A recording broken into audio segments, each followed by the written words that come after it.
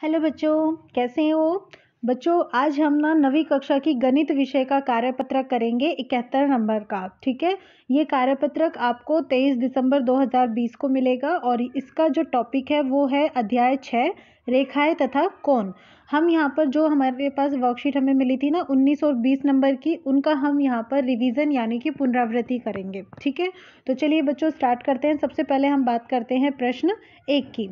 प्रश्न 1 में हमारे पास जो कॉन्सेप्ट है वो है पूरक कोण का, कि जो 68 डिग्री है उसका पूरक कोण क्या होगा। तो बच्चों जो पूरक कोण होते हैं, आप मुझे बता सकते हैं कि पूरक कोण जो होते हैं उनका योग कितना होता है।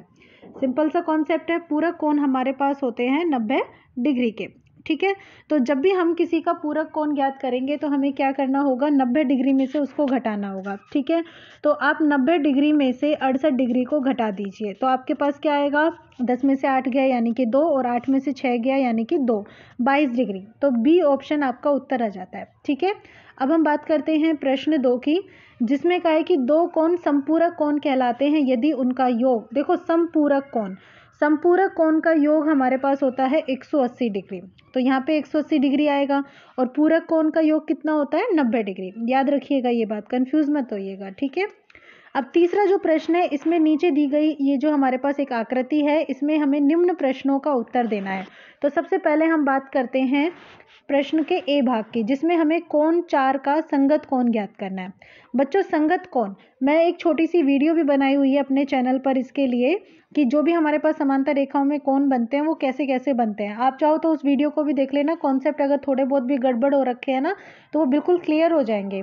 जब भी हम यहाँ पर इस तरह की कॉन्सेप्ट लेते हैं तो आप यहाँ पर संगत कोण में ऐसे देखते हो कि एक ही तरफ से हम देख रहे हैं। जैसे कोण 4 यहाँ पे है ना आपके पास, तो आपकी जो आंखें हैं ना वो कैसे है, यहाँ पे है, मतलब आप ना यहाँ से इसको देखना चाहते हो।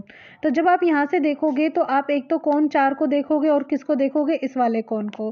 तो ये दोनों कोण हमारे पास कैसे हो जाते हैं, संगत कोण। ठीक है, तो कोण 4 इधर से देख रहे हो, कोण 8 इधर से, तो इसका मतलब कोण 4 का संगत कोण आपके पास क्या होगा, कोण 8। ठीक है, ऐसे ही कोण 5 का अंत है एकांतर कोण।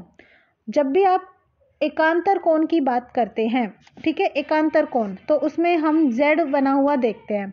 z या तो हमारे पास सीधा बना हुआ होना चाहिए या फिर उल्टा बना हुआ होना चाहिए।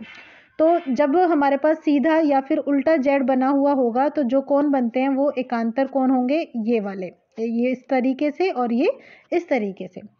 तो कोण 5 हमारे पास यहाँ पे है।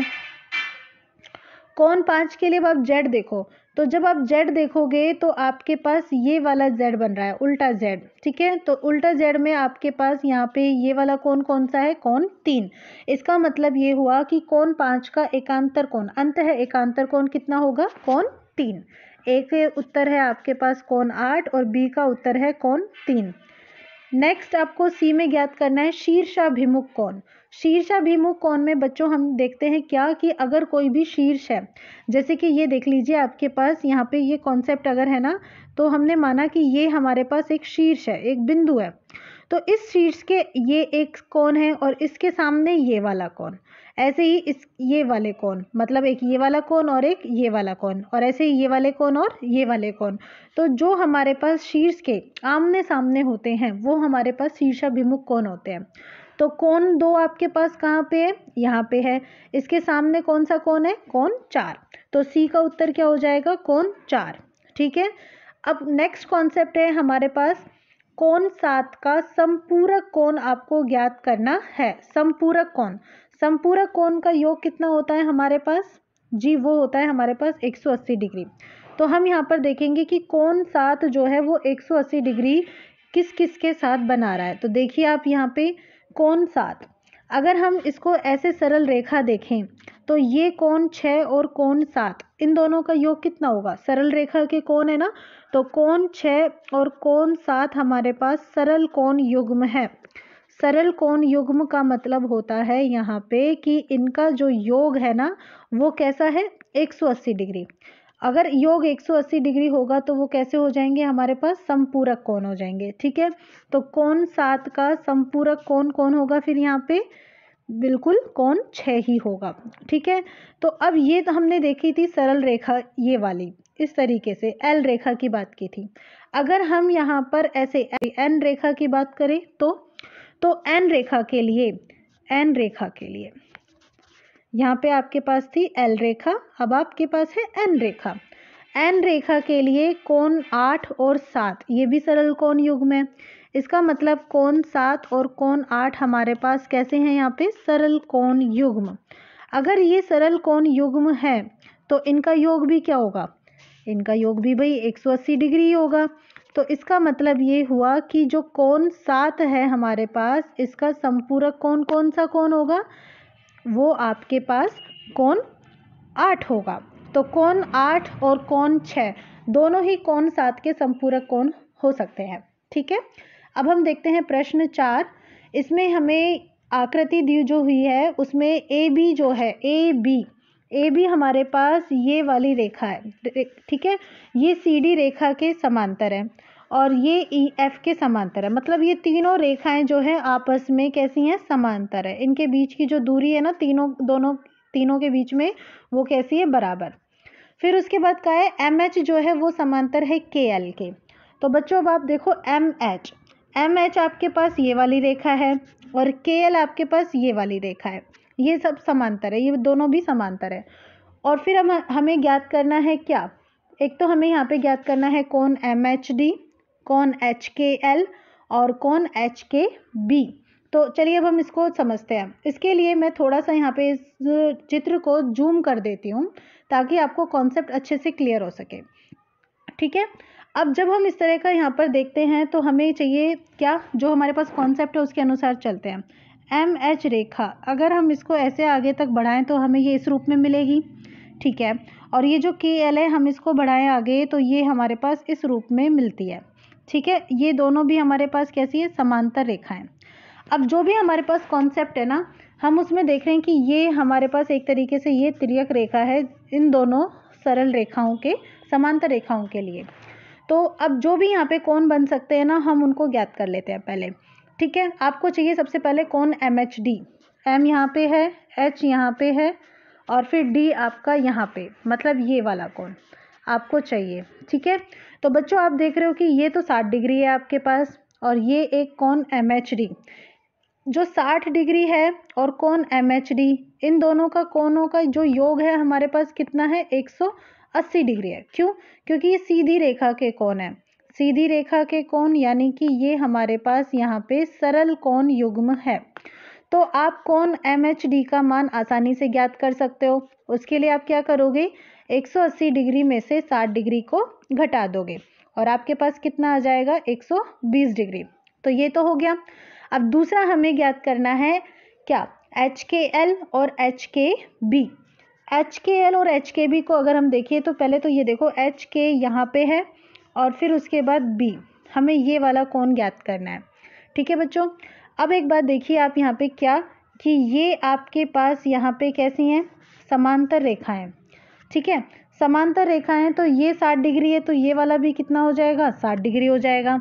ठीक है, क्योंकि ये संगत कोण है और ये 60 डिग्री है तो फिर ये वाला कितना होगा, 120 डिग्री, क्योंकि ये भी सरल कोण युग्म है। और फिर उसके बाद ये वाला आपके पास कितना होगा, 120 डिग्री। क्यों, क्योंकि ये शीर्षाभिमुख कोण है। ठीक है, और अगर आप इसको भी यहाँ पे शीर्षाभिमुख कोण देखते हैं तो फिर अब आप ये देखिए क्या, अब ये 120 डिग्री आप नीचे से देखोगे तो इस तरीके से देखोगे और ऐसे देखोगे तो आप इस तरीके से देखोगे, तो ये दोनों कोण हमारे पास कैसे होंगे, संगत कोण होंगे। ठीक है ना, तो ये संगत कोण है तो इसका मान भी कितना होना चाहिए, 120 डिग्री। मतलब आधा तो पता चल गया कि ये 120 डिग्री है, हमें ये हिस्सा और चाहिए। तो अब आप यहाँ पर देख पाते हो क्या, कि ये हमारे पास एक छोटा सा त्रिभुज बन रहा है। ठीक है, अगर मैं इस पॉइंट को P नेम दे देती हूँ तो एच के पी एक छोटा सा त्रिभुज बन रहा है और इस त्रिभुज के तीनों कोणों का योग कितना होगा, 180 डिग्री होगा। तो इसका मतलब मैं ये वाला जो कोण है निकाल सकती हूँ। कैसे, 180 डिग्री में से 25 और 120 इन दोनों के योग को घटाकर, यानी कि 145 डिग्री को घटाकर, तो मुझे कितना मिलेगा, 10 में से 5 गया 5, फिर 7 में से 4 गए 3, 35 डिग्री। इसका मतलब ये वाला कोण 35 और ये 120 मिलाकर कितने बना देंगे, एच के बी को 155 डिग्री। समझ में आया। तो अब हम यहाँ पर इसको लिख देते हैं, इसके अनुसार जो हमने यहाँ पे कॉन्सेप्ट पढ़ा है उसी को हम यहाँ पर मेंशन करते हैं। तो हम लिखेंगे कोण MHD, और दूसरा कौन सा कोण है ये MHD, ये वाला कोण। ऐसे ही ये वाला कोण, यहाँ पर हमने इसको P नेम दिया है और इसको S दे देती हूँ, ठीक है। तो कोण SPD कैसे कोण है, संगत कोण, ठीक है। तो कोण SPD का मान भी कितना हो जाएगा हमारे पास 120 डिग्री। और यही कोण हमारे पास इस P, ये जो कोण है ये देखिए ऐसे PKB, इसके भी बराबर है। तो इसका मतलब ये हुआ कि ये भी हमारे पास कैसे कोण है, संगत कोण। सेम कारण यहाँ पे देंगे। तो कोण PKB का मान भी हमारे पास 120 डिग्री है, ठीक है। PKB मिल गया हमें। और जो दूसरा कोण हम निकाल रहे हैं, एक पॉइंट तो हमने इसको दे दिया। अब हम देखते हैं कि जो हमारे पास त्रिभुज है HPK, इसमें हमारे पास कोणों का योग कितना होता है, 180 डिग्री होता है। कोणों का योग 180 डिग्री। तो हम यहाँ से कोण HKP ज्ञात कर सकते हैं। 180 डिग्री में से 25 डिग्री और 120 डिग्री घटाकर, तो 180 में से हमने 145 डिग्री घटा दिए, तो हमारे पास कितने मिलेंगे जो हमने घटाया, यानी कि 35 डिग्री। तो कुल मिलाकर अब आप बताएंगे क्या कि आपका जो कोण है HKB वो कितना मिला। आपका कोण HKB यानी कि 120 डिग्री प्लस 35 डिग्री, तो कुल मिलाकर कितना हो गया 155 डिग्री। तो ये वाला हमें मिल गया है 155 डिग्री, ठीक है। अब कॉन्सेप्ट बचा किसका, HKL का। तो HKL आपके पास कौन सा कोण है, H यहाँ से K और फिर L, HKL आपको ये ज्ञात करना है, मतलब आप ये वाला कोण ज्ञात करेंगे, ठीक है। तो अब हम इसका मान ज्ञात करते हैं कि ये वाला एंगल हमारे पास कितना आया था 155 डिग्री, यानी कि 155 डिग्री। तो अब हम ये वाला जो कोण है आसानी से ज्ञात कर सकते हैं। तो उसके लिए हम यहाँ पर इस प्रकार से लिखेंगे, क्या, ये जो हमारे पास P बिंदु आया था, तो हम यहाँ पर लिखेंगे कि जो भी हमारे पास यहाँ पे कोण है, कोण DPB, देखो DPB ये वाला कोण, यानी कि ये जो 60 डिग्री का है। और हम ये जानते हैं कि कोण BKL ये दोनों बराबर है, यानी कि ये दोनों कितने हुए 60 डिग्री के। क्यों है ये बराबर, क्योंकि ये संगत कोण है। अगर ये आपके पास संगत कोण है तो आपके पास ये कोण 60 हो गया, ठीक है। और तीसरा आप यहाँ पर ये जानते हो, जो अभी अभी आपने यहाँ पे कैलकुलेट किया था कि कोण HKB हमारे पास कितना है 155 डिग्री है, ठीक है। अब बचा हमारे पास ये वाला कोण, कोण HKL। तो अब हम यहाँ पर देखते हैं कि जब भी हमारे पास इस प्रकार से एक पूरा इस तरीके से चक्कर लगता है, यानी कि अगर हम ऐसे पूरा कोण ज्ञात करें यहाँ से यहाँ तक का, तो उसका मान कितना होता है हमारे पास 360 डिग्री होता है ना। इसका मतलब ये हुआ कि ये जितने भी यहाँ पे कोण बन रहे हैं हम इन सबको जोड़ लें। चलो एक बार जोड़ कर देख लेते हैं कौन कौन से कोण हैं। एक तो है जी हमारे पास कोण BKL जो कि 60 डिग्री का है, ये वाला कोण। दूसरा है हमारे पास कोण HKB ये हमारे पास ये वाला कोण, देखो यहाँ से यहाँ तक का, BKL यहाँ से यहाँ तक का, HKB हमारा यहाँ से यहाँ तक का, और तीसरा कौन सा HKL ये ऊपर वाला कोण। तो अब हम इन तीनों का योग अगर निकालें तो इन तीनों का योग हमारे पास किसके बराबर होगा 360 डिग्री के। इसका मतलब ये हुआ कि कोण HKL का मान कैसे निकालोगे आप, 360 डिग्री में से कोण BKL को घटा दोगे और फिर साथ साथ में कोण HKB को भी आप यहाँ पे घटा दोगे। मान रख दीजिए सबका 360 डिग्री, BKL का उनका मान है 60 डिग्री और HKB का कितना है 155 डिग्री। तो जब आप इनको जोड़ोगे तो आपके पास ये कितना आएगा, देखो 360 डिग्री 155 और 60 को घटा दो तो ये 5, 15 और 6 कितना हो गया 21, यानी कि 215 डिग्री को घटाएंगे तो 10 में से 5 गया 5, यहाँ पे बचेंगे 5, 5 में से 1 जाएंगे 4 और फिर उसके बाद यहाँ पर 3 में से 2 गया 1, तो 145 डिग्री जो है ये हमें यहाँ पर मिल जाता है, इसका मान हमें मिल जाता है, ठीक है। तो आपका कोण HKL का मान कितना आया आपके पास, HKL बराबर 145 डिग्री। तो ये वाला क्वेश्चन जो है प्रश्न यहाँ पे पूरा होता है। अब हम बात करते हैं अगले प्रश्न की। इस प्रश्न में हमें जो 5वां प्रश्न है इसमें आकृति दी हुई है जिसमें हमसे कहा है कि ए बी हमारे पास ये वाली रेखा ये सी डी के समांतर है, ठीक है, इसके समांतर है तो हम इसे ऐसे आगे तक खींच सकते हैं। उसके बाद ई एफ, तो हमारे पास यहाँ पर ई एफ जो है वो इस डी क्यू के समांतर है, तो हम इसको ना ऐसे थोड़ा सा आगे तक बढ़ा लेते हैं, तो ये हमारे पास रेखाएं मिल जाती है, समांतर रेखाएं, ठीक है। और अब हमें यहाँ पे क्या कहना जा रहा है कि हमें कौन पी डी क्यू ज्ञात करना है। पी डी क्यू मतलब ये वाला कौन ज्ञात करना है, ठीक है। उसके अलावा कौन ए ई डी ज्ञात करना है। ए ई और डी कहाँ है, यहाँ पे, इसका मतलब ये वाला कौन ज्ञात करना है।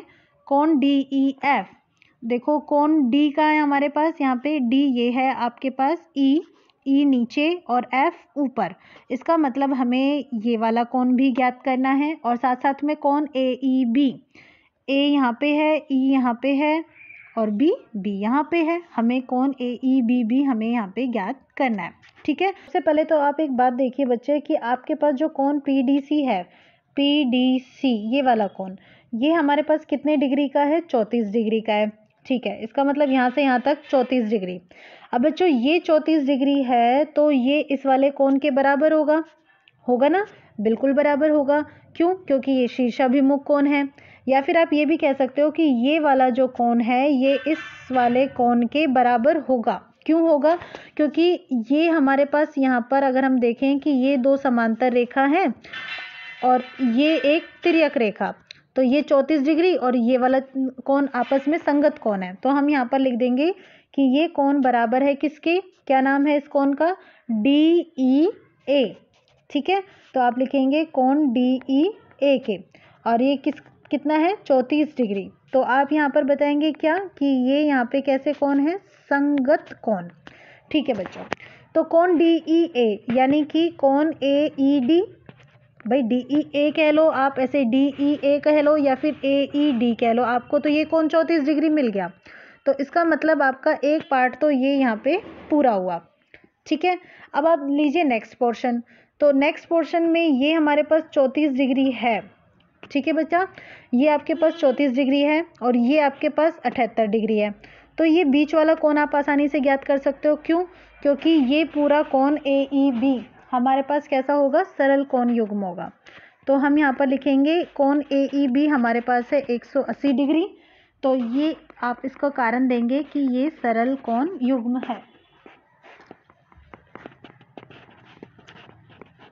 तो कोण ए ई बी भी आपका हो गया, ठीक है। नेक्स्ट अब आपके पास यहाँ पर देख रहे हो कि कोण ए ई, जो भी हमारे पास यहाँ पे कोण बन रहे हैं, कोण ए ई डी प्लस कोण डी ई एफ और उसके साथ साथ कोण एफ ई बी, तीनों कोण सरल रेखा में आ रहे हैं, यानी कि तीनों कोणों का योग 180 डिग्री है। ए ई डी का मान है 34 डिग्री, डी ई एफ आपको पता नहीं है तो आप ज्ञात करेंगे, और एफ ई बी आपको 78 डिग्री दिया हुआ है। तो यहाँ पर आप कोण डी ई एफ आसानी से ज्ञात कर सकते हो, कैसे, 180 डिग्री में से 34 डिग्री और 78 डिग्री को घटाकर, यानी कि 180 डिग्री में से आप घटाएंगे 8 और 4 12, हासिल 1 हो जाएगा, 7 और 3 10, 10 और 1 11, तो 10 में से 2 गए तो 8, 7 में से 1 गया 6, 68 डिग्री। तो आपको ये वाला जो कोण मिलता है 68 डिग्री मिल जाता है, ठीक है। तो कोण डी ई एफ भी मिल गया। अब बचा क्या, पी डी क्यू। अब ज़रा देखिए कि ये जो पी डी क्यू कोण है ये इधर से, और कोण डी ई एफ देखोगे तो इधर से, ठीक है। ये कैसे हैं आपके पास, ये भाई आपके पास संगत कोण है, तो ये दोनों भी आपस में कैसे होंगे, बराबर होंगे, तो आप यहाँ पे कारण दे देंगे संगत कोण। तो बच्चों यहाँ पे हमारी जो वर्कशीट है ना वो कंप्लीट होती है। आई होप आपको ये बहुत अच्छे से समझ में भी आ गई होगी और इसके सारे कॉन्सेप्ट भी क्लियर हुए होंगे। तो अगर आपको ये अच्छी लगी हो तो आप प्लीज़ इसे लाइक कीजिएगा, कमेंट कीजिएगा और चैनल को सब्सक्राइब कीजिएगा। Thank you for watching my channel.